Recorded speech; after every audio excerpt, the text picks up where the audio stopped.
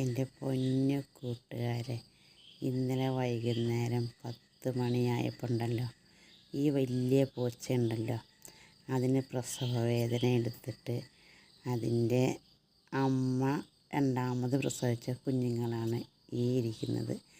ഈ വിറ്റങ്ങളെ ഈ പൂച്ചയുടെ ഭാഷയിൽ നമുക്ക് മനസ്സിലാവുന്നില്ല, എന്തൊക്കെയോ പറഞ്ഞ് വിളിച്ച് പുറത്തിരിക്കുന്ന പൂച്ചക്കുഞ്ഞുങ്ങളെ ഇവിടേക്ക് കൊണ്ടുവരും. കുറേ നേരം അകത്ത് ഇങ്ങോട്ട് കൊണ്ടുവരും. അപ്പോൾ തന്നെ കുഞ്ഞു പൂച്ചകൾ പുറത്തേക്ക് പോകും. വീണ്ടും പോയി അവരുടെ ഭാഷയിൽ ഇങ്ങോട്ട് വന്നേ എന്ന് പറഞ്ഞ് വിളിച്ച് കൊണ്ടുവന്ന് ഒരു 10-10:30 ആയപ്പോൾ കയറി കിടന്നു രാത്രി ഇന്നലെ കേട്ടോ. അത് കഴിഞ്ഞ് ഞാനും എൻ്റെ മക്കളും കൂടി കുറച്ച് നേരം നോക്കിയിരുന്നായിരുന്നു. പക്ഷേ അവൾ പ്രസവിച്ചൊന്നുമില്ല.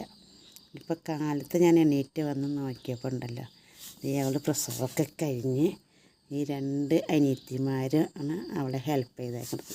പ്രസവിച്ച കുഞ്ഞുങ്ങളെ കാണിച്ചു തരാവേ. ചുന്തിരി, നമ്മുടെ ചുന്തിരി മോളുടെ എവിടെയാ? ചുന്തിരി എവിടെയാ? ചുന്തിരി എവിടെയാ? വയ്യാതായോ മോൾക്ക്? വയ്യാതായോ? എവിടെ മക്കളെന്തി? ഇതോ കണ്ടോ? എവിടെ നോക്കട്ടെ, അമ്മ നോക്കട്ടെ, എവിടെ നോക്കട്ടെ, കുഞ്ഞുങ്ങളെ നോക്കട്ടെ. എത്ര കുഞ്ഞുങ്ങളുണ്ട്? എത്ര 2 കുഞ്ഞുങ്ങളോ? കണ്ടോ കൂട്ടുകാരെ? കാണാൻ പറ്റുന്നുണ്ടോ? നോക്കട്ടെ, എത്ര കുഞ്ഞുങ്ങളുണ്ട് നോട്ടെ. നോക്കട്ടെടി പെണ്ണേ, എൻ്റെ കുഞ്ഞു ആവുകളെ എത്ര കുഞ്ഞുണ്ട് നോട്ടെ. എത്ര കുഞ്ഞുണ്ട്? എടാ നിങ്ങൾ മാറിയടാ ചേട്ടന്മാരെ, കണ്ടോട്ടടാ. എവിടെ? ഇതുണ്ടോ, ഒരു കുഞ്ഞുണ്ട്, വീണ്ടും ഒരു കുഞ്ഞും കൂടി. എവിടെ നോക്കട്ടെ, എത്ര കുഞ്ഞുണ്ട് നോട്ടെ.